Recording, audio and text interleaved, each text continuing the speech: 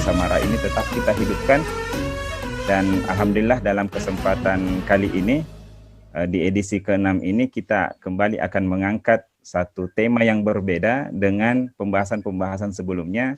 Dengan alhamdulillah telah hadir Prof. Dr. Feni Haju yang akan berbagi ilmu dengan kita insyaallah, dan adalah sebuah kebahagiaan tentunya bisa hadir di dalam kesempatan ini.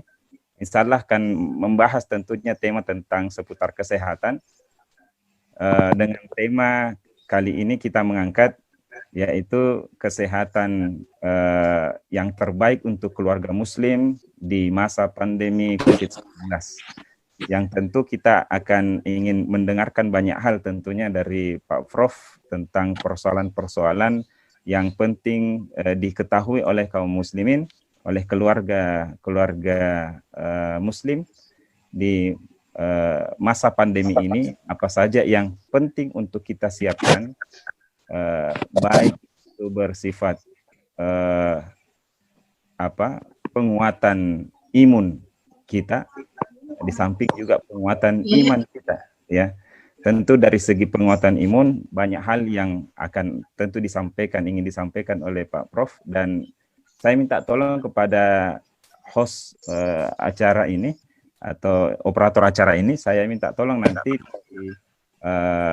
dibuat pengaturan untuk Pak Prof bisa menampilkan satu screen share yang beliau akan share kepada kita semuanya. Saya minta tolong ya kepada operator Zoom. Untuk mengefisienkan waktu, saya langsung persilahkan kepada Pak Prof. Feni Haju untuk memaparkan materinya, mungkin kurang lebih 30 atau 40 menit Pak Prof, yang kemudian kita akan lebih banyak tanya jawab insyaallah.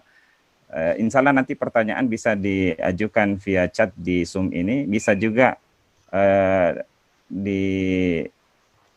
melalui via WA yang di nomor yang ada di belakang saya ini, ya. Bisa juga nanti akan disampaikan secara interaktif dengan mengaktifkan soundnya ketika masuk di sesi tanya jawab, ya. Kepada Prof. Feni Haju kami persilahkan dengan hormat. Silahkan. Bismillahirrahmanirrahim. Assalamualaikum warahmatullahi wabarakatuh. Waalaikumsalam warahmatullahi wabarakatuh.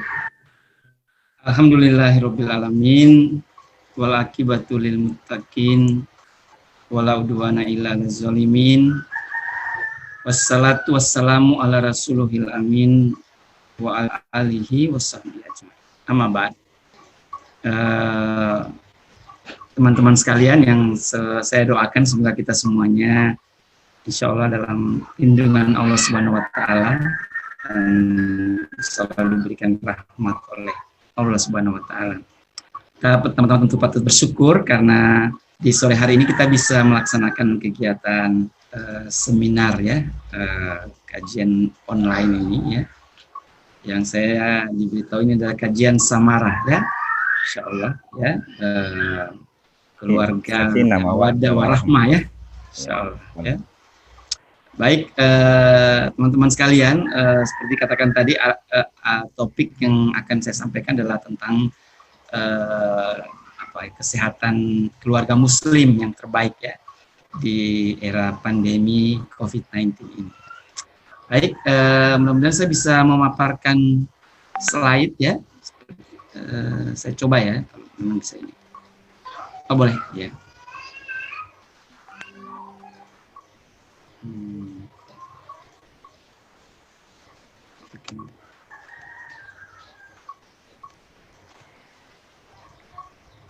Baik, sudah kelihatan slide-nya?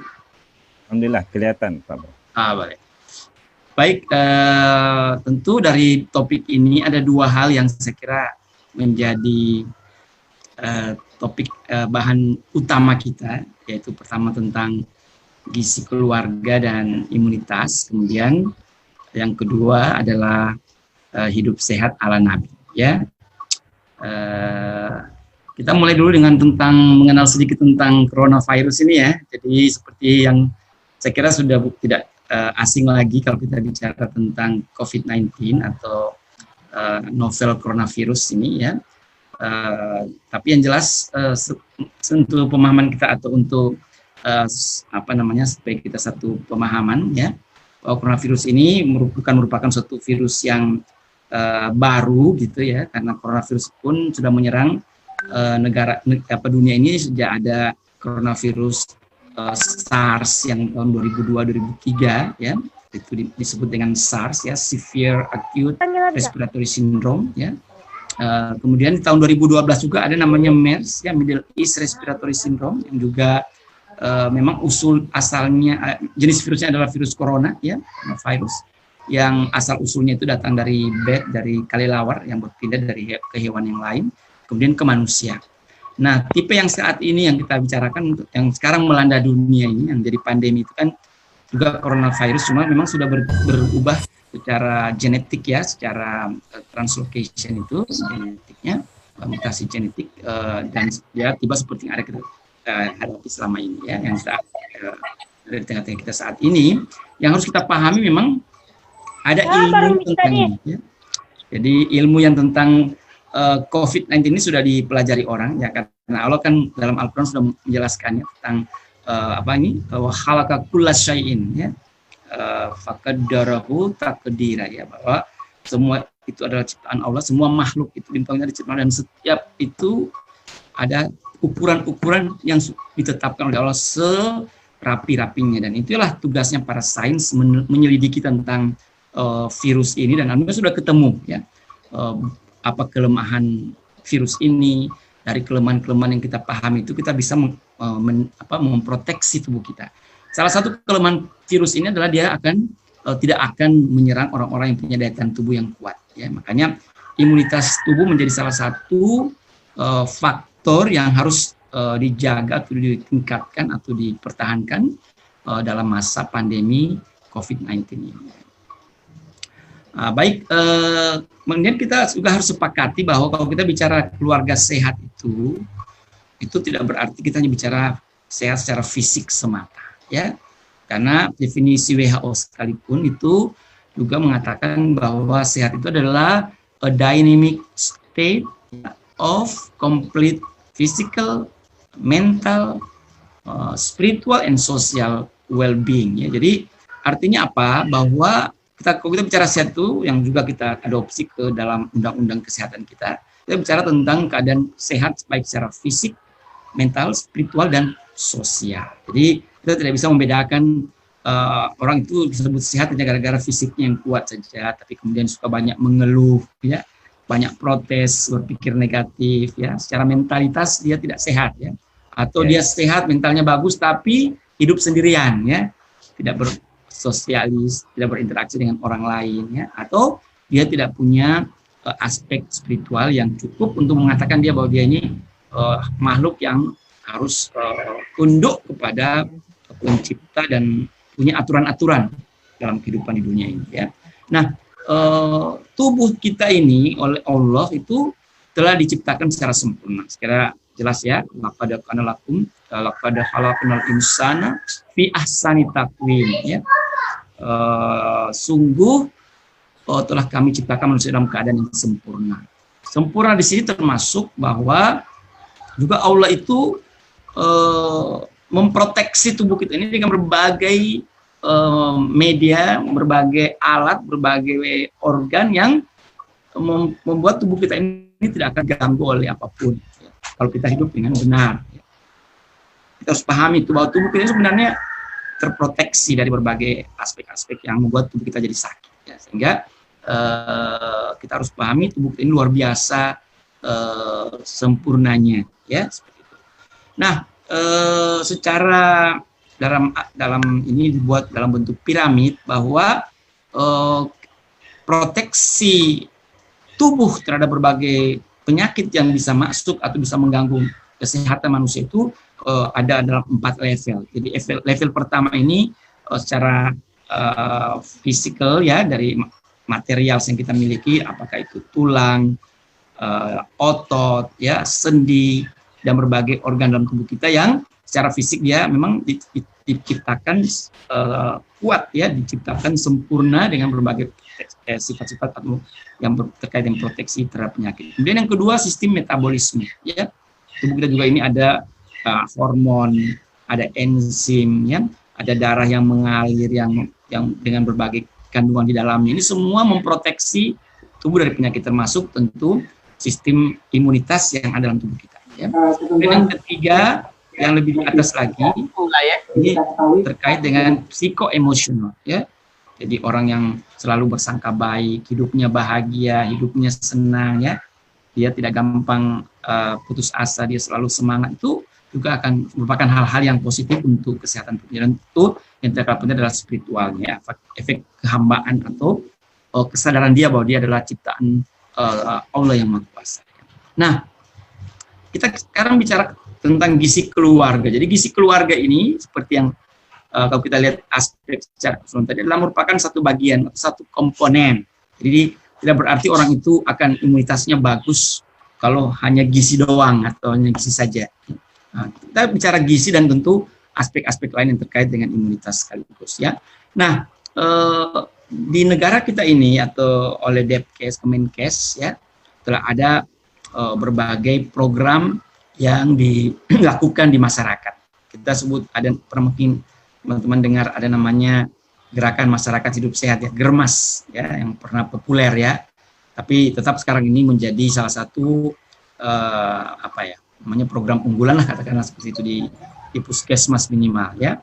Di situ kan ada tentang makanan gizi seimbang, berolahraga, beraktivitas, cuci tangan, ya, buang air, buang hajat di tempat yang tepat, ya, yang ditentukan, kemudian menjaga kesehatan lingkungan, minum air bersih, dan seterusnya. Kemudian jangan lupa berdoa. Ini semua ini ajaran yang secara umum. Ini kan kalau kita mengatakan bahwa ini merupakan pedoman umum yang diterapkan di negara kita. Nah, tapi kita juga, Masya Allah, ya, kita hidup di lingkungan yang bukan lingkungan yang kering atau yang jauh dari makanan, ya. Insya Allah kita ini sangat dekat, ya, dengan berbagai jenis makanan, ya, apa itu nabati, hewani, ya, dan sebagainya. Dan kemudian dengan berbagai aneka warna, ya, kita tidak makan satu jenis pisang saja, Masya Allah, ya. Kita tidak hanya makan satu jenis sayuran saja. Kita punya berbagai bentuk yang berbeda-beda, yang berwarna-warna, beragam, ya. Dan ini juga setelah diteliti ternyata warna dari setiap tumbuhan, ya, setiap sayuran atau buah-buahan itu menunjukkan ada kandungan zat aktif di dalamnya. Coba kita lihat, ya, tomato ini, ya, tomat yang warna merah seperti ini itu kan sangat khas, ya. Coba lihat wortel yang begitu, yang orange, ya, kuning ke merah-merahan ke orange yang Masya Allah, ya. Ini semua memunculkan ada zat di dalamnya, ya. Seperti wortel ini kan ada namanya beta karoten, ya, dan berbagai turunan-turunannya, ya. Beta karoten itu kan secara umum, ya. Itu juga di tomat, ya, mengandung juga zat yang khusus yang tidak dimiliki oleh tumbuh-tumbuhan yang lain. Nah, itu sebabnya kita ini sebut dengan makanan beragam yang harus kita konsumsi, ya, setiap hari. Kita tidak susah mendapatkannya, ya. Semua warna-warni yang alami-alami seperti ini banyak di sekitar kita, ya.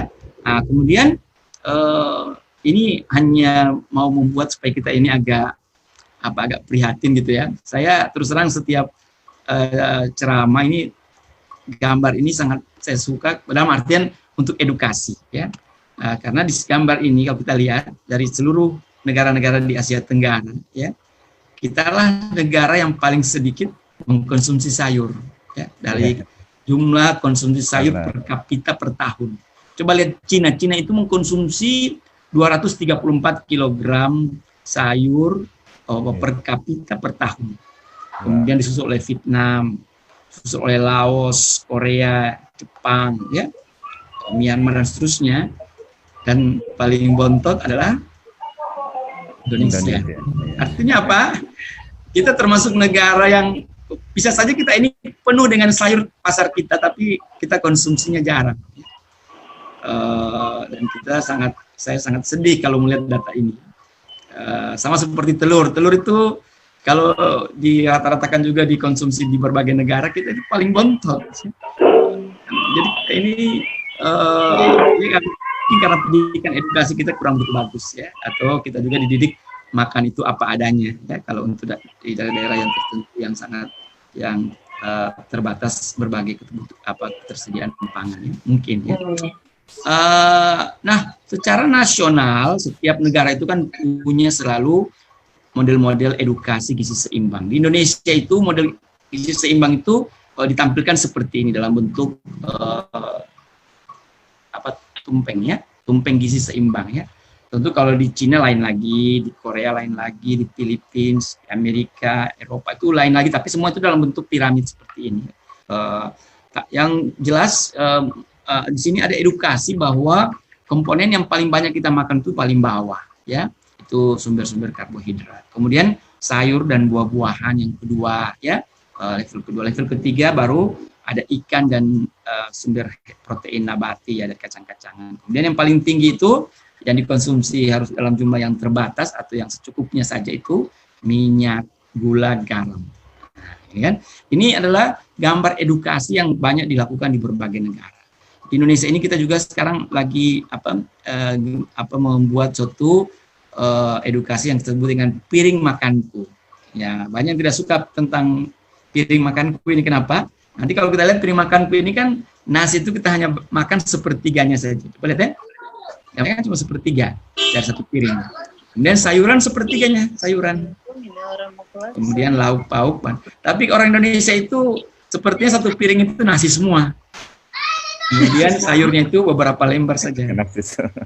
Buah-buahan mungkin kalau sempat, ya, kalau ada gitu. Lauk pauk, ya, kan sudah tepat kalau lauk pauk. Tapi jangan juga lauk pauk itu sangat sedikit, ya. Hanya dibilang hanya adanya saja. Nah, ini semua adalah bagian-bagian edukasi yang disampaikan ke masyarakat. Ya, walaupun memang kadang-kadang edukasi ini tidak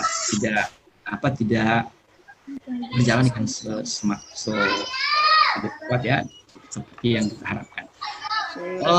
Secara umum ya kita akan lihat bahwa ada namanya 10 pesan gizi seimbang ya, dengan 4 pilar. Pilar pertama, mengkonsumsi makanan beragam. Pilar kedua, bagaimana membiasakan perilaku hidup bersih dan sehat. Jadi yang kita makan terus bersih dan juga sehat. Jangan ada kandungan-kandungan zat-zat yang malah membahayakan tubuh kita. Terutama makanan-makanan yang dibeli dalam bentuk olahan ya, yang sudah dalam bentuk pabrik, yang sudah pabrikan, itu kita harus hati-hati ya. Harus betul kita harus membaca label ya. Jadi kita harus punya edukasi untuk bagaimana membaca label yang benar dari suatu produk makanan itu ya. Belum lagi tentu tidak kalah pentingnya selain makanan ini dalam gizi 10 gizi seimbang ini juga adalah mengatur aktivitas kita. Jadi tidak benar orang itu makan terus tapi aktivitasnya sangat berarti aktivitas ini tidak berarti kita harus berolahraga, main bola tiap hari, futsal tiap hari, main apa. Tidak, tapi aktivitas kita kita jalan, kita bergerak ya, kita bahkan melakukan aktivitas kita dengan aktivitas yang lebih banyak berdiri dibanding duduk ya. 2 tahun lalu saya ke Australia itu Anda mungkin akan kaget kalau di sana itu guru dosen itu mejanya bukan meja duduk ya, mereka itu standing table namanya. Jadi meja itu untuk mereka berdiri. Jadi mereka itu duduk hanya untuk terima tamu aja atau kalau makan. Jadi begitu bekerja itu dia berdiri, ngetik, anas data. Di kelas pun begitu. Jadi meja dosen itu segini. Jadi standing table namanya. Karena apa? Karena itu memang kalau duduk itu sangat berbahaya kalau terlalu lama. Makanya dan hasil penelitian itu memperlihatkan bahwa 50% waktu bekerja itu selalu duduk. Nah, itu yang tidak benar. Dosen sekalipun atau guru harus selalu berdiri ya. Makanya kita harus bergerak ya, itu aktivitas. Karena setelah diteliti Anda makan yang sudah diet, Anda sudah bagus, sudah atur makan dengan benar, mungkin ibadahnya juga sudah bagus ya, tapi Anda sering duduk, itu berbahaya. Karena kita ini harus beraktif, jalan lari bisa ya. Dan tentu menjaga berat badannya. Makanya saya selalu senang mendengar ada hadis katanya Rasulullah itu tidak senang melihat hamba yang soleh itu tapi dia gemuk, ya. Nah, jadi yang langsing-langsing itu disukai, ya. Memang gemuk itu sumber penyakit. Baik, ini merupakan ini merupakan penjabaran dari yang saya sampaikan tadi. Saya kira perlu saya sampaikan. Nah, jadi kita ini Indonesia kaya raya, jadi sangat-sangat sangat miris kalau kita melihat ada orang yang makannya tidak beragam. Saya miris juga kalau melihat ada orang makannya terlalu tergantung dengan kaleng-kalengan atau produk-produk yang sudah olahan. Sangat saya miris, ya. Kenapa? Karena kita ini Masya Allah, melangkah sedikit ke pasar aja kita akan dapat semuanya, ya, dengan hal-hal yang alami, ya. Apalagi kan kita hidup di negara yang tropis yang akhirnya tentu karena ada kulkas itu sudah membantu sekali. Tapi tropis ini kan selalu ada, ya, taman-taman tropis yang beraneka warna, aneka rasa dan segar selalu, segar. Kalau kita bandingkan dengan hasil penelitian orang-orang yang dari negara-negara Barat, ya, taruhlah orang-orang yang sudah meneliti tentang bagaimana makan yang benar itu, kita akan sampai bahwa banyak hal-hal yang kita selama ini lakukan itu, kalau kita mengikuti Rasulullah itu sesuai dengan apa yang dianjurkan oleh orang Barat, ya. Nah, ini salah satu buku yang saya kira sangat bagus, ya, kalau Anda ada waktu membacanya, namanya Revolusi Makan atau Diet Revolution. Ini sudah diindonesiakan oleh Profesor Hiromi Shinya, seorang ahli bedah yang di Tokyo dan di Amerika. Dia mengatakan kan ini ahli kolonoskopi karena ahli bedah saluran usus, maka dia selalu memeriksa pasien-pasien itu tentang kondisi ususnya dengan namanya endoskopi atau kolonoskopi, ya. Nah, dia selalu melihat ada sebagian masyarakat itu yang diperiksa itu ususnya bersih. Setelah dia tanya, Anda apa yang dilakukan nih? Nah, ternyata setelah digali-gali, ternyata pasien-pasien yang ususnya bersih itu adalah mereka-mereka yang rajin berpuasa. Nah, ternyata berpuasa ini tidak hanya sekedar puasa sebulan penuh di bulan Ramadan. Nah, sekarang kan sudah dikembangkan minimal dalam sebulan itu kita harus berpuasa 3 hari. Karena kita apalagi kalau seorang Muslim, ya, berpuasa kan tidak sekedar untuk sehat, tapi untuk sunatullah, ya, ada contoh dari Rasulullah, dan tentu kita dapat pahala orang berpuasa itu kan luar biasa banyaknya, ya. Baik, itu juga hal-hal yang lainnya. Ini salah satu contoh dari rumah sakit salah satu ahli bedah di Tokyo, ya, Dr. Yoshinori, ya, dia seorang ahli bedah plastik. Dia bilang bahwa kalau Anda itu mau sehat, ya sering-sering berpuasa. Tidurnya jangan begadang, Anda harus tidur jam 10 sudah tidur. Nah, itu akan bisa jelaskan sebentar, walaupun sekilas tentang ada hormon melatonin yang keluar antara jam 10 sampai jam 2 pagi, ya. Kemudian Anda juga itu makan makanan yang bergizi, ya, dan sehat, tentu sehat dan bergizi, ya, sehat, halal dan sehat. Baik, mungkin ada juga beberapa buku yang lain yang memperlihatkan betapa tubuh kita juga ini, karena tubuh kita juga ini kan dipengaruhi oleh hormon, pekerjaan hormon. Jadi semua proses tubuh kita ini kan diatur oleh 2 hal saja, hormon dan saraf. Nah, hormon ini kalau dia bagus, tentu tubuh kita juga akan bekerja dengan bagus. Ini hormonnya harus dalam jumlah yang cukup, dan ternyata salah satu hormon yang sangat terkait dengan kita adalah hormon endorfin yang kita sering sebut dengan hormon kebahagiaan. Jadi orang itu harus bahagia. Ada uang, tidak ada uang, harus bahagia, harus senang, harus cerah mukanya, harus senyum, ya.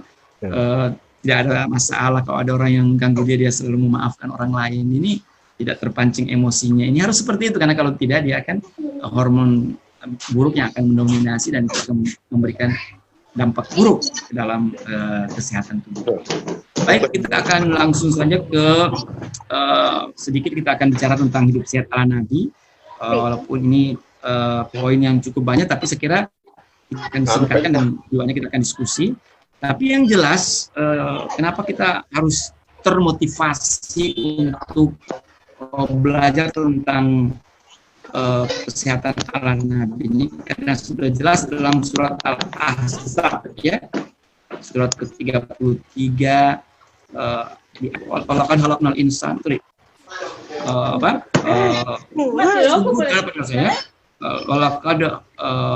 laqad kana lakum, ya, laqad kana lakum fi rasulillah uswatun hasanah liman kana yarjullaha wal yaumil akhir wa zakarallahu katsira, ya.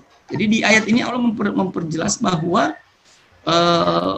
pertama, sungguh Rasulullah itu adalah contoh yang terbaik bagimu. Ya.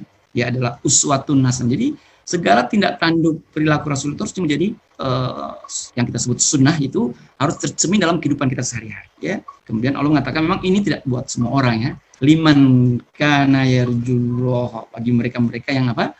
Mengharapkan rahmat, liman kana yarjullah wal yaumil akhir, dan memang mereka itu mengharapkan kedatangan hari akhirat. Wa zakarallaha katsira, dan mereka itu banyak berzikir mengingat Allah ya. Nah, jadi memang kalau kita ini ingin dicintai Allah ya, jadi kalau ada pertanyaan gimana kiat-kiat untuk dicintai Allah ya, ikuti Rasulullah. Karena Rasulullah karena Allah mencintai Rasulnya.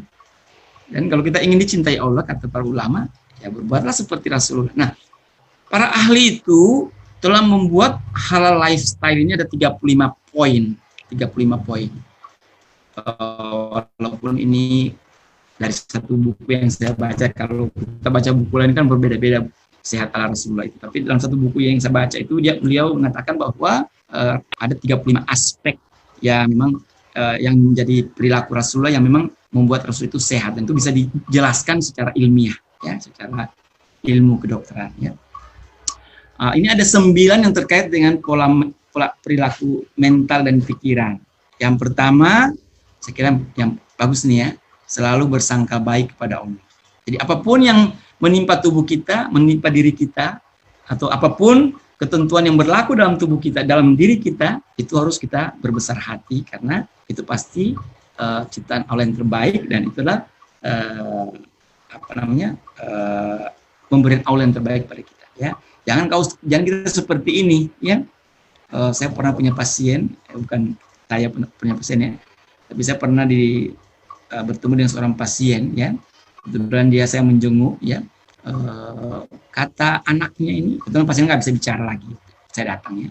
Kata anaknya ini Prof, ibu saya ini memang aktivis gitu. Dia kebetulan, mohon maaf kalau saya sebut ya, aktivis Aisyah ya, satu organisasi dari Muhammadiyah. Kebetulan ibu ini aktif. Dia yang selalu di kampung itu, dialah kayak ketuanya lah, dia yang mengorganisir ibu-ibu di desa itu. Ada pengajian, ada mendatangkan ustazah dan seterusnya, dan dia juga Masya Allah ya, rajin puasa, rajin melaksanakan berbagai ibadah sunnah. Dia waktu dia kena penyakit, apa dia bilang?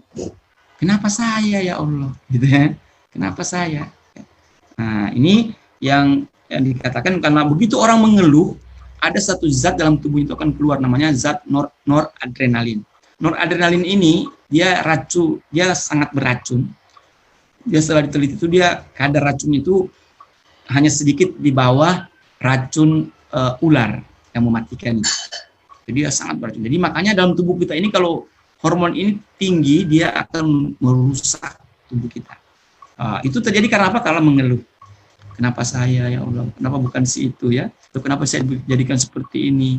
Atau ada keluhan-keluhan, apalagi kalau dia sampai hal negatif, dendam, marah, walaupun dalam hati ya. Nah, seperti itu. Juga yang hal lain ya. Rasulullah itu selalu memulai dan mengakhiri aktivitas dengan doa, menahan emosi, tidak iri, tidak pusing dengan dunia, selalu optimis, banyak bersabar, bersyukur, hanya bicara yang baik-baik, ya, seterusnya tidak suka dihormati berlebihan. Ya. Ini tadi ya, banyak beristighfar ya, jadi banyak berdoa, selalu berdoa dalam melangkahkan tiap ada zikir-zikirnya ya, setiap di awal dan di akhir suatu kegiatan. Ya. Tidak marah ya, seperti itu. Nah, dalam aspek spiritual juga saya kira kita sudah tahu bagaimana sunnah Rasulullah, bagaimana Rasulullah menjaga sholat, membaca Al-Quran, melakukan puasa-puasa sunnah ya, bersedekah, bersilaturahim, banyak menangis, banyak mengingat mati. Ini semua kalau diteliti sangat erat kaitannya dengan kesehatan ya. Taruhlah seperti ini ya, pada saat kita ruku seperti ini, Anda lihat ya, organ jantung yang menjadi pusat atau yang memompa darah ke seluruh tubuh kita itu, pada saat kita sujud dia berada paling lebih tinggi dari otak kita. Jadi inilah salah satu-satunya posisi di mana letak jantung itu lebih tinggi dari kepala kita. Nah, makanya pada saat kita sujud itu kita harus lama-lama ya. Kita biarkan otak kita itu akan terisi oleh darah sampai ke dalam-dalamnya. Karena pada saat itu jantung akan sangat cepat akan mengalirkan darah ke otak kita. Ini posisi, belum lagi gerakan-gerakan yang lain ya. Belum lagi aspek yang lain dari tulang punggung pada saat orang sujud seperti ini, pada saat kita menahan seperti ini, bagaimana, belum lagi kedekatan kita kepada Allah pada saat kita berdoa kepada Allah di waktu sujud dan seterusnya. Ini aspek-aspek kesehatan yang sangat terkait dengan ibadah-ibadah. Ya. Tentu baca Quran sudah bukan hal yang aneh lagi, kita sudah sering mendengar bagaimana Quran itu sebagai obat ya. Silaturahim yang terkait dengan kesehatan otak ya. Ini semua ya. Ada kalau orang bertemu, nah, makanya dalam aspek seperti ini kita kan bagus bertemu ya, silaturahim, meeting, Zoom meeting. Kalau karena COVID kan kita Zoom meeting ya. Tapi kalau kita tidak ada Zoom, tidak ada COVID kan berarti kita ketemu langsung ya. Tapi ternyata kalau pengalaman saya dalam 2-3 bulan terakhir ini, Zoom meeting itu bisa dihadiri oleh sampai 1.000 orang ya. Betul. Kemarin ngomong di mana itu, pesertanya lebih 1.000 ya, katanya panitia, lebih 1.000. Waduh. Luar biasa ya, dari berbagai negara di daerah seluruh Indonesia waktu itu, bahkan mungkin dari Malaysia juga bisa nangkap ya, karena panitianya betul-betul menyiapkan sampai seperti itu. Nah itu kalau kita bertemu dengan orang lain itu akan memicu hormon-hormon yang bagus dan menurunkan atau menekan hormon yang tidak bagus. Seperti tadi ya, hormon noradrenalin, hormon adrenalin itu ditekan, juga hormon kortisol yang terkait dengan stres. Tapi hormon-hormon yang terkait dengan rasa percaya diri, hormon yang terkait dengan menjaga ikatan emosi itu malah tinggi pada saat kita dalam bertemu seperti ini, silaturahim katakan, walaupun mungkin hanya wajah dengan wajah yang kelihatan ya, tapi kan kita tersenyum ya, minimal kita senyumlah ya. Jangan juga kalau kita muncul di layar seperti ini mukanya kita nggak enak dilihat gitu ya, karena senyum itu adalah sedekah ya, atau membahagiakan orang lain itu kan sedekah juga ya, kalau kita memancarkan cahaya keceriaan kita bertemu saudara-saudara kita kan, keceriaan itu bahagiakan orang lain dan kita akan dapat pahala dari situ ya, itu seperti sedekah ya. Baik, begitu juga yang hal lain yang akan terjadi kalau kita itu bertemu ya, hal positif ya. Baik, terkait dengan halal haramnya makanan juga diatur menjadi pola hidup Rasulullah yang kita sudah pelajari selama ini ya. Rokok yang jelas ya, sudah diketahui dia sebagai barang yang bahkan diklaim sebagai barang haram ya, karena dia bersifat merusak tubuh kita, sehingga itu kita bisa klaim sebagai zat yang haram ya. Dan juga itu yang tadi sudah kita perlihatkan, makan yang sehat juga, termasuk suplemen-suplemen alami seperti madu. Tapi madu ini juga sebagai obat dalam Al-Quran ya. Baik, juga pola kebersihan, Rasulullah selalu menjaga kebersihan, itu hitam, menjaga gigi mulut, berwudu, menjaga penampilan, itu merupakan hal-hal yang ditampakkan oleh Rasulullah sehingga itu membuat Rasulullah sehat ya. Dan yang lain-lainnya yang terakhir ini tentu kebiasaan-kebiasaan Rasul seperti bangun sebelum subuh ya, tidak tidur di waktu sembarang, istirahat yang cukup, menikah termasuk ya, sehat yang hal yang menyehatkan ya, berhubungan seksual sesuai syariat, tidak berobat kalau sakit, seterusnya, olahraga, senda gurau ya. Nah, ada yang sering bertanya kepada saya gini, kenapa orang harus tidur lebih awal dan bangun di pagi hari, di awal ya, bangun cepat maksudnya. Sudah ada penelitian ternyata ada namanya kelenjar pineal. Pineal ini di otak ini ada kelenjar pineal, pineal gland itu akan menghasilkan suatu hormon namanya hormon melatonin. Hormon ini hanya akan keluar di tengah malam, di tempat yang gelap. Jadi dia makanya kalau tidur itu kita di tempat yang gelap, tidak boleh tidur di lampu yang menyala, tidak boleh. Karena harus gelap di tengah malam antara jam 10 sampai jam 2 dini hari dan kita tertidur lelap. Kalau tidur ayam itu, tidur ayam menentukan tidur ayam ya, bisa dibangun itu harus tertidur lelap. Pada saat tertidur lelap itu maka akan keluar hormon melatonin yang cukup banyak dan disitulah itu akan memberikan pengaruh pada tubuh kita. Makanya kenapa orang suka begadang, jaga malam atau shift malam itu harus tidak boleh terus-menerus, dia harus diputar, diganti dengan shift pagi, hanya maksimal 1 minggu dan semua itu harus diatur dan begadang tidur jam 12 itu berbahaya ya. Tidak efektif dan itu akan mengganggu tubuh kita. Banyak orang-orang yang terlalu begadang itu pasti umurnya pendek, banyak penyakitnya ya. Tentu yang sekarang ini yang saya kira sangat terkait dengan imunitas yang banyak dibicarakan orang ya, sinar matahari. Ada kemarin disebut ya, mata itu ternyata dikatakan the cheapest drug for COVID-19. Wah, the cheapest drug artinya obat termurah itu sinar matahari karena tidak dibeli, karena dia kaya akan vitamin D, karena dia akan merubah vitamin D dalam tubuh kita ini. Apalagi orang Indonesia ini kan tidak hitam-hitam amat ya, sehingga dia bagus untuk menyerap vitamin D dari matahari, dan vitamin D itu sebagai antiinflamasi. Jadi kematian COVID itu kan karena akibat proses inflamasi ya.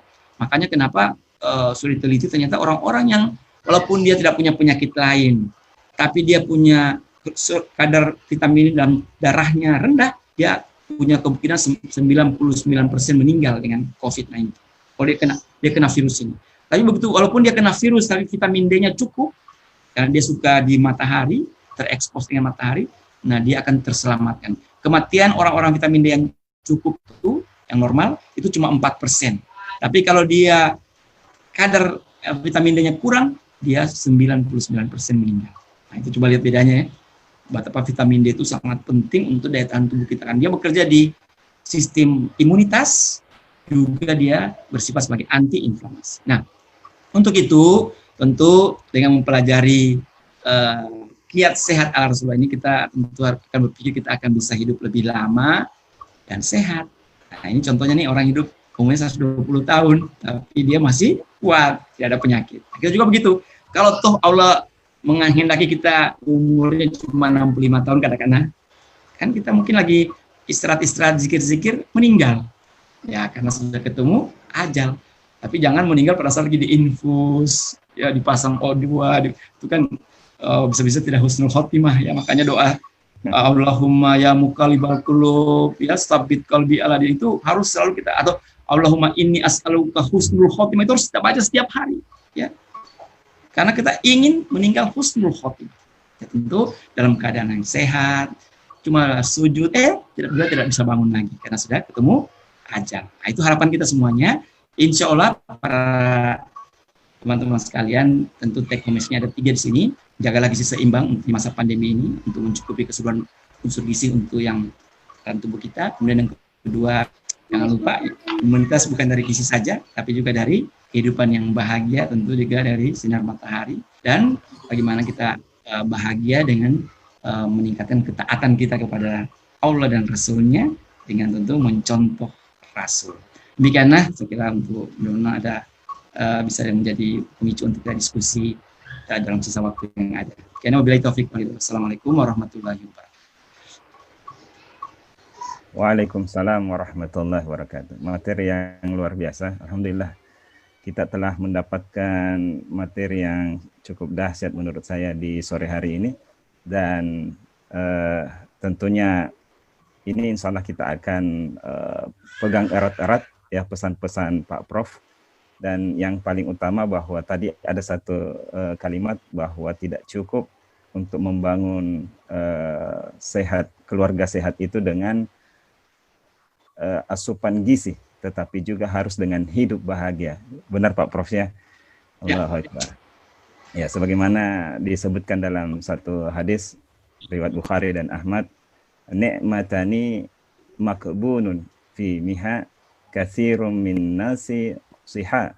Ada 2 nikmat yang manusia sering dilalaikan atau merugi di dalamnya, yaitu as-siha wal fara', sehat dan waktu luang, kesempatan. Dan insyaallah alhamdulillah dalam kesempatan kita kali ini kita juga bisa langsungkan secara live streaming di fanspage Daurah Keluarga Samara. Alhamdulillah jadi bisa dilihat oleh banyak saudara-saudara kita yang di luar yang tidak berada dalam Zoom saat ini, dan kita pun yang di dalam forum saat ini ternyata dari berbagai daerah. Kalau saya lihat di daftar ini, Masya Allah luar biasa. Ya, ada bukan hanya dari Makassar, ada juga dari Gorontalo, dari Sulawesi Barat, ada dari Jambi, ada dari Malang, ada dari masalah luar biasa ini. Ini mewakili dari seluruh Indonesia kayaknya nih Pak Prof. Ya, Alhamdulillah. Alhamdulillah juga telah masuk beberapa pertanyaan Pak Prof ini. Kita akan mulai Pak Prof ya, masuk di sesi tanya jawab. Alhamdulillah. Bismillah. Afwan Pak Prof, tadi disinggung terkait postur gemuk. Bagaimana dengan kebalikannya Pak Prof? Untuk BB sangat kurus, bagaimana pola makan untuk menjadikan ideal? Apakah BB atau berat badan kurus juga ada kaitan dengan gen atau keturunan? Dan apakah berpuasa juga bisa tetap rutin dilakukan oleh yang BB sangat kurus ini? Syukran sebelumnya. Baik, langsung saja Pak Prof, silakan. Itu ya, apa tadi, BB apa artinya? Berat badan. Kurus dan berat badan rendah ya gitu ya? Iya, ya betul. Iya. Iya, jadi memang berat badan kita harus normal ya. Gitu. Intinya itu. Ya.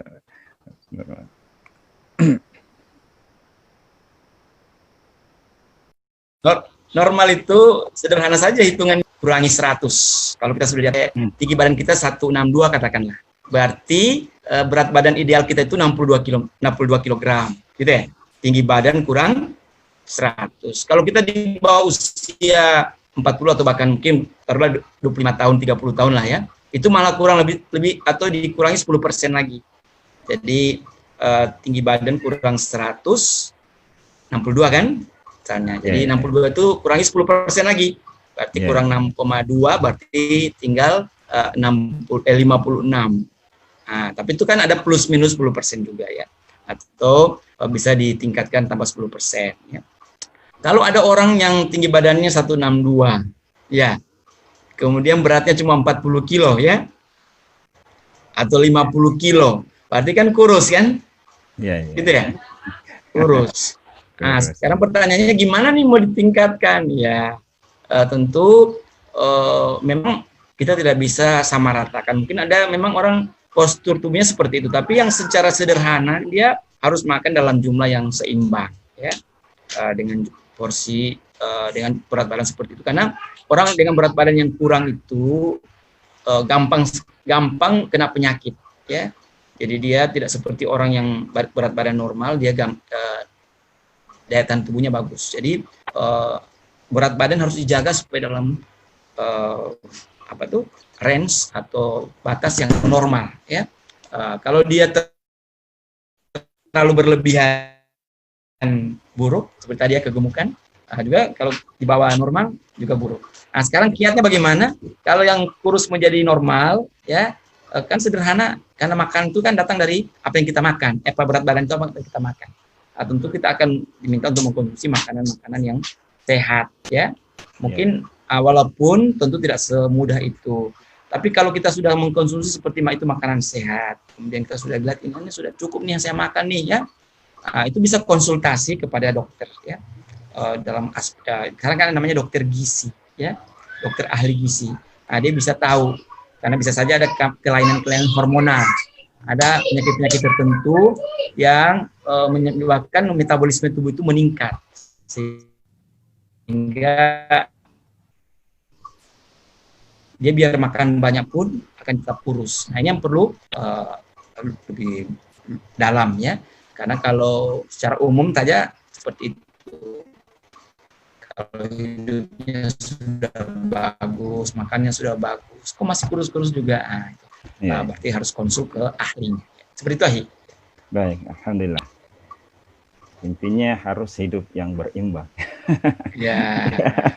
Betul. Ini ada pertanyaan lagi, Pak. Assalamualaikum warahmatullahi wabarakatuh. Waalaikumsalam warahmatullahi wabarakatuh. Mohon bertanya, Ustaz, bagaimana cara memenuhi kebutuhan gizi kita, misalkan protein, sedang kita mengidap alergi terhadap makanan yang mengandung protein tersebut? Baik, silahkan. Ya, sebenarnya protein yang banyak menyebabkan alergi itu dari hewani. ya seperti susu dari hewan-hewan ya, daging ya, telur ya. Tapi kalau protein dari nabati kan tidak. Ya. Nah, beberapa nabati itu mengandung protein yang lengkap seperti walaupun tidak selengkap dengan hewani ya. Tapi kan seperti ada pada susu kedelai katakanlah. Makanya kalau tidak bisa susu sapi atau susu yang lain, ambil susu nabati namanya. Susu dari kedelai. Kalau tidak bisa telur dan sebagainya kan ada tempe tahu. Ya seperti itu. Jadi ya, dan itu kan tidak banyak orang mengalami seperti itu. Kalau toh ada juga yang mengalami alergi itu, misalnya dia alergi udang katakanlah, tentu tidak pada ayam, tidak pada kambing dan sebagainya. Ada yang alergi daging, tapi dia tidak alergi pada udang atau pada cumi dan sebagainya. Jadi kecuali kalau memang ada orang tertentu yang hampir semua hewaninya alergi, itu berarti memang ada keterbatasan mungkin ya. Silakan mencari sumber protein dari nabati atau dari tumbuh-tumbuhan. Ya. Baik. Alhamdulillah. Sebelumnya Prof masuk ke pertanyaan yang lain tentang kondisi terkini saat ini, bahwa ternyata jumlah kasus COVID-19 ini terus bertambah. Di dunia saja sendiri ini sudah mencapai 7,5 juta kasus COVID-19, dan yang terkonfirmasi bahwa yang meninggal dunia mencapai 422.000 lebih yang meninggal dunia, atau yang mengalami kesembuhan sekitar 3,8 juta yang sembuh. Sebagaimana juga di Indonesia terus terjadinya peningkatan data COVID-19 ini, kasus COVID-19 ini, yang menunjukkan bahwa ternyata saat ini ketika diterapkan dalam tanda kutip new normal ini, kalau menurut saya ini belum normal-normal betul.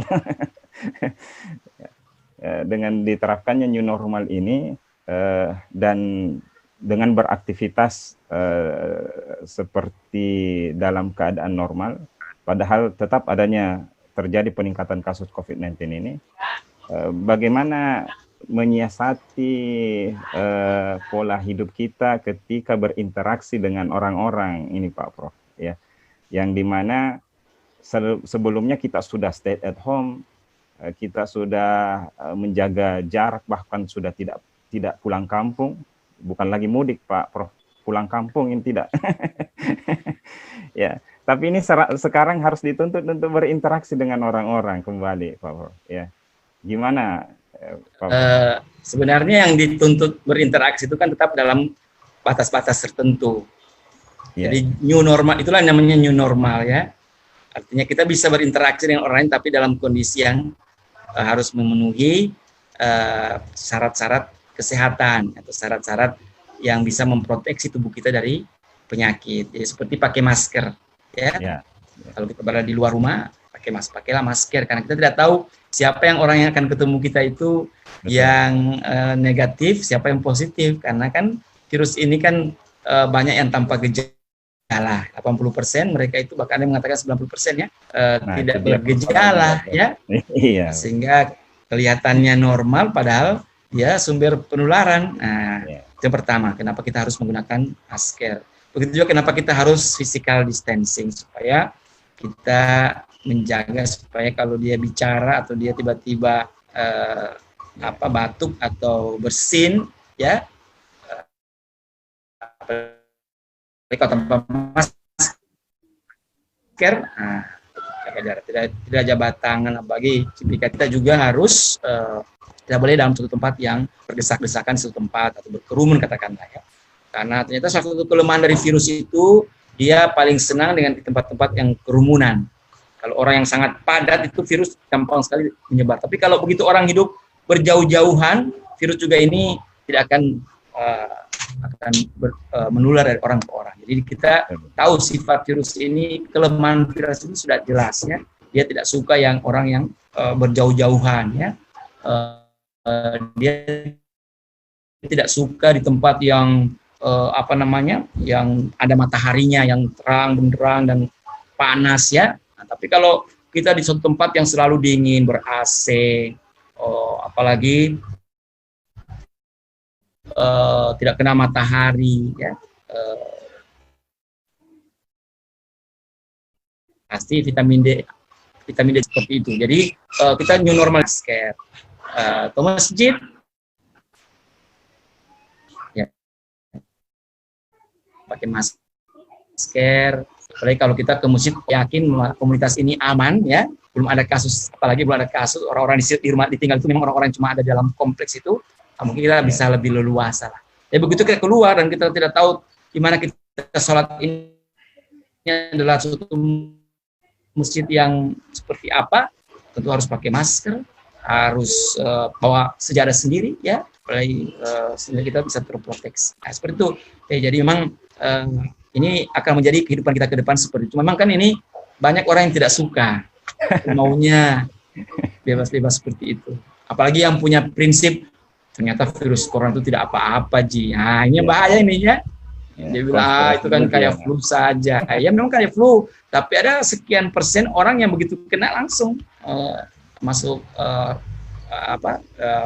terjadi masalah besar pada paru-parunya, dia masuk ke dalam pembuluh darahnya dan meninggal dengan tiba-tiba atau harus melalui perawatan yang intensif. Ya. Baik. Alhamdulillah, luar biasa.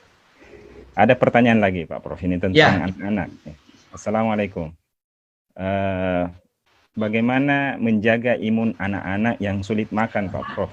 Mungkin terutama di masa-masa saat ini, di mana anak ini memilih-milih makanan, sulit makan buah dan sayuran. Nah, gitu. Ya, ya jadi memang kita tentu harus membekali anak-anak kita itu, kalau apalagi yang sulit makan, dengan berbagai suplemen ya. Tadi salah satu suplemen yang dianjurkan itu adalah madu yang alami atau ada propolis ya. Karena kalau kita lihat madu itu mengandung 181 bahan aktif dan ribuan senyawa-senyawa yang berpengaruh pada tubuh kita ya. Sehingga memberikan madu itu luar biasa ya, memberikan efek positif. Juga tentu nah itu hanya memang perlu digunakan bagi mereka-mereka yang tidak makan dengan benar ya, seperti anak-anak yang kita khawatirkan ya, karena tadi kan dikhawatirkan ini kasihan anak ini tidak mau makan ya, jarang mau makan atau tidak tertarik untuk mengkonsumsi makanan yang cukup untuk kebutuhannya, maka kita harus supply dengan suplemen yang saya kira banyak tersedia di apotek ya, di toko-toko obat ya. Kalau tanya aja mana suplemen buat anak, itu pasti. Termasuk juga seperti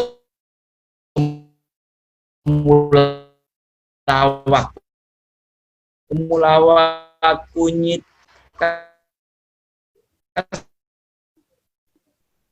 karena dalam bentuk sirup sudah ada ya. Kan juga dia bersifat sebagai imunogen tubuh kita ya, ada kan namanya apa itu ya, sirup temulawak itu seperti itu ya. Alhamdulillah. Termasuk menjemur anak-anak mungkin Pak Prof ya. Tiap hari ajak dia di luar ya, terpapar matahari ya. Jam berapa kira-kira itu Pak Prof waktu terbaik untuk jemur? Ya memang ada sebenarnya pendapat yang umum itu matahari pagi hari itu sudah cukup, jam 7.30 sampai jam 9.30 waktu duha ya. Pagi ya, matahari tinggi. Tapi ada juga penelitian terbaru, mereka mengatakan di atas jam 10 ya, walaupun itu hanya 5 menit saja, karena kalau sudah di atas jam 10 itu kan sudah menyengat, tidak boleh terlalu lama, karena memang kalau terlalu lama itu kan dia akan menyebabkan pedis ya, bisa melepuh ya. Tapi kan kalau cuma 5 menit 10 menit itu para ahli mengatakan tidak apa-apa. Cuma itu menurut ada salah satu ahli geometeorologi yang saya ada diinformasikan di WA, beliau membantah itu kalau hanya yang paling bagus itu jam 10. Katanya di Indonesia ini tidak seperti itu. Indonesia ini di atas jam 7.30 sudah bagus menurut beliau. Iya. memang apalagi dia kan nyaman ya, 730 itu kan, kita itu kan masih nyaman, masih agak bagus ya. Jadi ada perbedaan pendapat seperti itu. Tapi tidak apa-apa, yang penting jangan sampai kita tidak terekspos ya, tidak terpapar dengan sinar matahari. Kan makanya kalau pergi salat duhur, kalau bisa lama-lama di jalan tidak apa-apa. Ya, ya. Kalau masjidnya kan tidak terlalu jauh, jalan kaki aja ke masjid sambil menyerap. Kan jam 2 itu kan sampai jam 2 siang itu. Ya, jadi jam 12 itu pada saat matahari lagi di atas itu bagusnya kita ke masjid jalan kaki sambil menyerap. Kan kalau di masjid tidak terlalu jauh kan 5-10 menit itu kan bisa. Kan anggap itu satu karunia Allah, yang cheapest drug ya, jadi obat paling murah di dunia ya. Ya, betul. Perlu dibayar. Ya, seperti itu. Iya. Mungkin ini penyebab anak-anak binaan saya itu, Pak Prof, sehat-sehat semua saya lihat. Padahal hanya sekedar informasi Pak Prof, saya membina puluhan anak-anak jalanan. Mereka sudah terbiasa hidup di anak-anak jalanan. Ya, jadi Subhanallah. Ya, saya mengistilahkan dengan dakwah kemanusiaan. Ya, dan alhamdulillah sudah banyak anak-anak kita itu yang benar-benar hijrah. Ya, bahkan ada di antaranya yang sudah hafal juz 30, Pak Prof. Ya, juz amma, alhamdulillah. Saya melihat ya mungkin karena inilah faktor penyebabnya mereka pada sehat-sehat semua. Ya, mereka dikena terus sinar matahari. Allahu Akbar. Baik Pak Prof, ini ada pertanyaan lagi masuk Pak Prof. Ya. Bismillah, Afwan Ustadz, mau bertanya, bagaimana dengan yang terlanjur sering begadang? Betul. Padahal makanannya. Ya, Afwan, Pak Prof, saya ulang ini pertanyaan. Bismillah, Afwan Ustadz, mau bertanya, bagaimana dengan yang terlanjur sering begadang karena sering kali tengah malam, suasana tenang, dan inspirasi buat menulis. Oh, ini penulis kayaknya yang bertanya nih. Misalnya dengan asumsi kinerjanya lebih 2 kali lipat. Bagaimana menyiasati dan karena seringnya begadang malah jadi insomnia? Ustaz, syukran. Yeah. Saya pernah bertemu seorang profesor di Unair yang lumpuh, yang kena stroke. Allahu Akbar. Dia beritahu kepada kami begini. Kan waktu itu dia hadir satu seminar, dia bilang, saya ini paling disiplin mengatur makanan saya. Saya paling disiplin mengatur hidup saya, ya, termasuk orang yang paling produktif menulis, profesor yang paling tetap bangun jam 3-4 sebelum subuh untuk salat malam. Coba. Allah. Baru dia tanya, apa salah saya kok saya dikasih kena stroke? Nah, ternyata ada penelitian waktu itu mengatakan memang salah satu determinan atau faktor pemicu stroke terputus-putus suaranya, Bapak. Itu adalah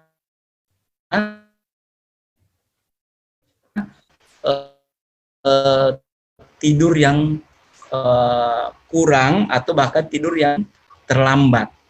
Jadi biar kita itu jaga makan bagus ya, ibadahnya yang lain juga bagus, berisiko untuk, karena dia hormon melatonin itu hormon yang dia ternyata hormon ya. Jadi kalau hormon ini bagus, insya Allah hormon yang lain juga akan teratur dengan baik. Jadi memang tidur malam itu, makanya Rasulullah sudah mengatakan jangan ada aktivitas setelah salat bisa. Nanti setelah jam 2 kan bisa bangun. Jadi kalau kita mau menulis jam 2 silakan. Tapi antara jam 10 jam 2 harus tidur lelap. Seperti itu. Bagaimana merubahnya? Ya, yakin dengan sunnah Rasulullah. Ya, cintailah Rasulullah, cintailah Allah melalui Rasulnya, dan cintailah apa yang dilakukan oleh Rasulullah. Rasulullah itu kan habis isya tidur, tidak punya aktivitas lain. Ya. Seperti itu. Ya, alhamdulillah, luar biasa. Ini waktu sudah terus mendekati waktu maghrib ini. Tapi pertanyaan tidak henti-henti masuk ini, Pak. Aduh. Atau mungkin Dipilih aja, ya.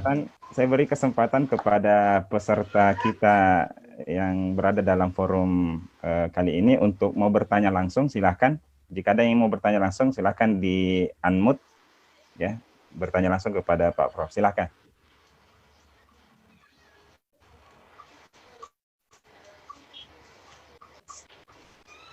Oh, ada ini pertanyaan, baru saya perhatikan. Ada juga pertanyaan ternyata masuk di chat grup ini. Allah Akbar, saya baru perhatikan. Ya, saya bacakan Pak Prof. Ya. Yes.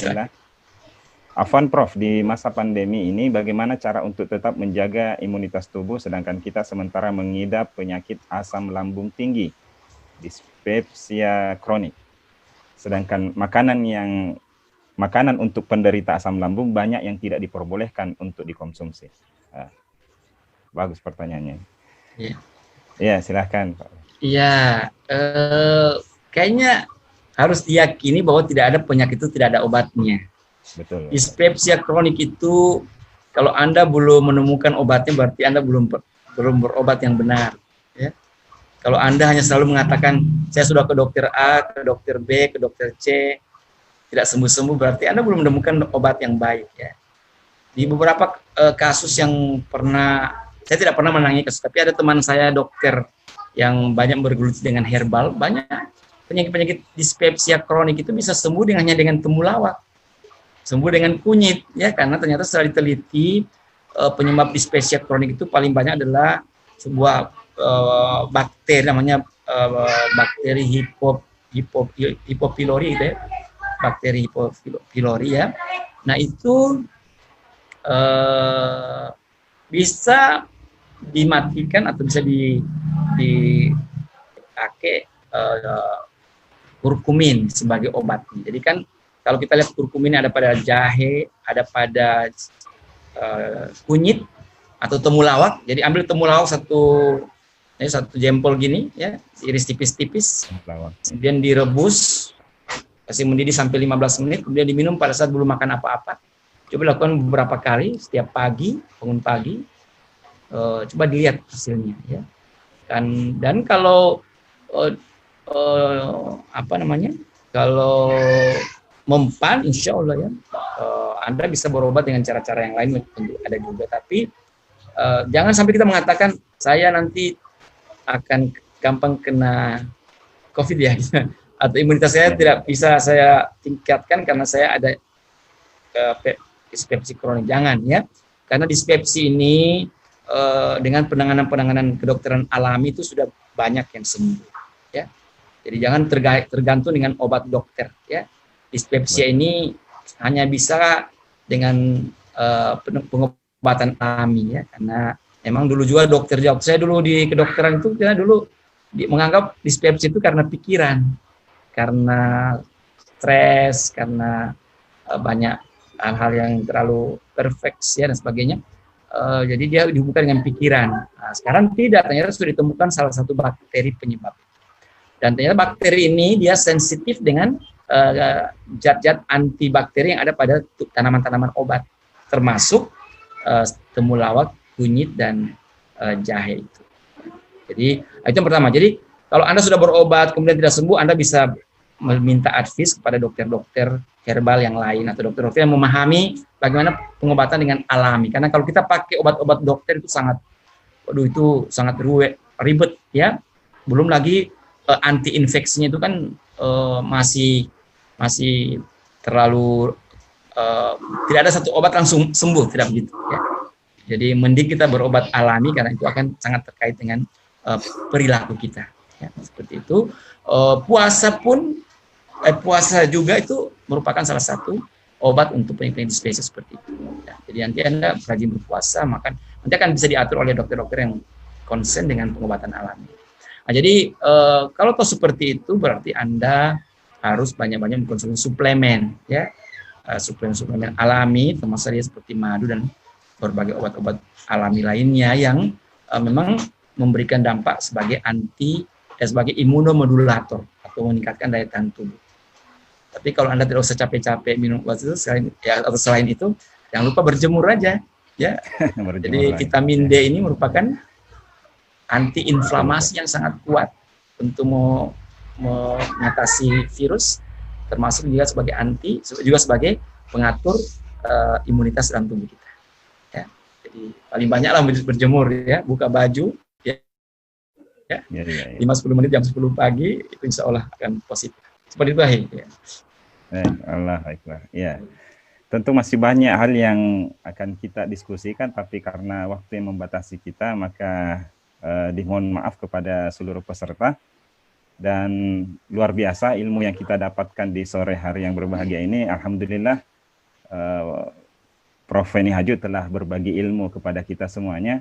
Dan ini adalah sangat mahal menurut saya. Dan penting untuk kita mengingat baik-baik pesan-pesan beliau. Materi-materinya tadi Prof bisa diminta apa Prof ya untuk di-share. Bisa share ya, saya lewat WA. Oke, Pak Prof. Insyaallah nanti saya akan bagikan juga kepada rekan-rekan semua yang hadir di dalam kesempatan ini. Jadi ingat bahwa alhamdulillah di dalam melahirkan kehidupan yang sehat itu ternyata banyak faktor-faktor yang harus dipenuhi oleh sebuah keluarga, dikatakan sebagai keluarga sehat. Ternyata bukan cuma asupan gizi, walaupun itu sangat penting tentunya yang disebutkan tadi Pak Prof, tetapi juga harus dengan melahirkan, menghidupkan suasana kebahagiaan. Dan yang paling penting juga adalah senantiasa berdoa kepada Allah, ya, selain daripada ikhtiar yang kita jalankan di dalam melahirkan kehidupan-kehidupan. Sebagaimana misalnya satu doa yang diajarkan oleh Rasulullah SAW, terutama yang cukup penting untuk kita selalu panjatkan di dalam masa pandemi ini. Allahumma inni a'udzubika minal barasi wal jununi wal juzami wa sayyi'il asqam. Ya Allah, aku berlindung kepada Engkau dari penyakit lepra, gila, kusta, dan penyakit-penyakit yang buruk lainnya. Nah ini coba kita selalu amalkan doa-doa tersebut. Insya Allah kita pun akan terjaga, terlindungi oleh Allah Subhanahu wa taala. Dan yang paling penting bahwa selalu husnuzon dengan setiap ketetapan-ketetapan yang Allah berikan kepada kita. Dan insya Allah saya yakin bahwa di balik pandemi ini, di balik ujian cobaan yang telah ditimpa oleh umat manusia termasuk kaum muslimin, saya yakin di sana ada yang lagi menunggu kenikmatan yang Allah nanti susul selanjutnya. Ada rencana Allah yang tentu sebuah kebaikan yang berada di balik pandemi atau musibah ini. Terakhir mungkin ada yang ingin disampaikan Pak Prof sebagai kalimat penutup di dalam kesempatan ini. Ya, saya kira cukup saya kira tadi ya. Jadi kita alhamdulillah sama-sama selalu menjaga tubuh kita supaya tetap sehat. Tentu selain mengkonsumsi gizi, ya cukup beristirahat dan menjaga kebersihan dan juga selalu jangan lupa berdoa ya. Bismillahirrahmanirrahim. Dulu masmi syai'un fil ardi wala fis samai was samiul alim. Doa zikir pagi dan sore yang dijanji dari hadis yang sangat kuat membentengi kita dari bencana apapun baik di dunia maupun di langit. Doa tadi juga yang dibacakan tadi oleh Ustaz sangat penting sehingga kita insyaallah terlindungi dari bencana apapun. Kira itu aja Ustaz ya. Oh iya, sebelum kita tutup dengan doa, saya memohon kesediaan dari seluruh peserta untuk kita mendoakan saudara kita yang saat ini tetap bisa bergabung padahal beliau dalam keadaan sakit, Pak Haji Mustaqim, ya, yang kalau di sini saya lihat akunnya Ibu Tati Sulastri, istri dari Pak Haji Mustaqim. Beliau adalah pensiunan dosen di UNM, ya. Beliau saat ini menjalani kemoterapi dan alhamdulillah saya memperhatikan dari sejak edisi pertama sampai edisi ke-6 ini beliau tetap berupaya untuk bisa tetap masuk di dalam kajian samara kita yang alhamdulillah ini akan terhitung pahala besar di sisi beliau. Bersama-sama kita doakan dan paling minimal bisa mengirimkan Al-Fatihah kepada beliau agar bisa lebih meringankan penyakit yang diderita beliau saat ini. Bismillah.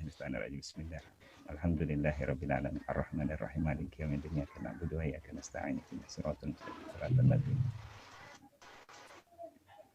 Baik, sebagai penutup, mungkin saya memohon kesediaan dari Pak Feni Haju untuk memimpin doa untuk kami aminkan semuanya, untuk lebih berkahnya forum kita di sore hari ini, Pak Prof. Gimana Pak Prof? Silahkan.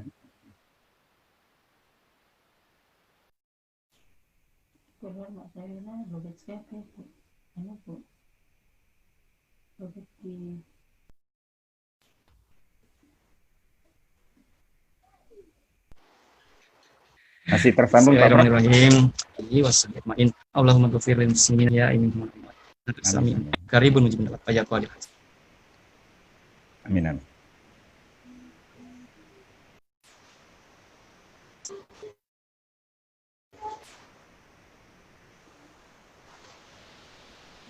Allahumma arinal haqqa warzuqna tiba'a arinal zalamna anfusana wa innam taghfir lana wa tarhatu akhidna innasina aw akhtana rabbana wa la tahmil alaina isran kama hamaltahu walal ladzina min qablina rabb wa'fu anna waghfir lana warhamna anta maulana fansurna 'alal qaumil kafirin akhirati hasan wa qina azabannar subhana rabbika rabbil izzati amma yasifun wassalamun 'alal mursalin walhamdulillahi rabbil alamin. Amin amin. Alhamdulillah. Dengan berakhirnya doa, maka insyaallah juga forum kita Majelis Samara di edisi ke-6 ini juga berakhir.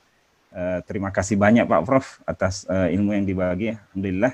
Mudah-mudahan di lain waktu bisa diundang lagi Pak Prof ya. Insyaallah. Terima kasih juga kepada seluruh peserta yang bergabung di dalam Majelis Samara atau kajian Samara online dan interaktif di sore hari ini. Insyaallah pekan depan kita akan lanjutkan di Sabtu sore, tentu dengan tema yang berbeda. Kita tutup forum kita dengan banyak beristighfar dan memohon segala yang kita lakukan selama ini, termasuk Majelis Samara ini diberkahi dan kita mendapatkan ridha Allah Subhanahu wa taala. Astaghfirullahaladzim, astaghfirullahaladzim, astaghfirullahaladzim. Subhanakallahumma bihamdik, asyhadu an la ilaha illa anta astaghfiruka wa atubu ilaik. Subhana rabbika rabbil izzati ma yasifun wa salamun alal mursalin walhamdulillahi rabbil alamin. Wassalamualaikum warahmatullahi wabarakatuh. Waalaikumsalam warahmatullahi wabarakatuh. Terima kasih Prof. Syukran, jazakallah khairan Prof. Semuanya Prof. Amin.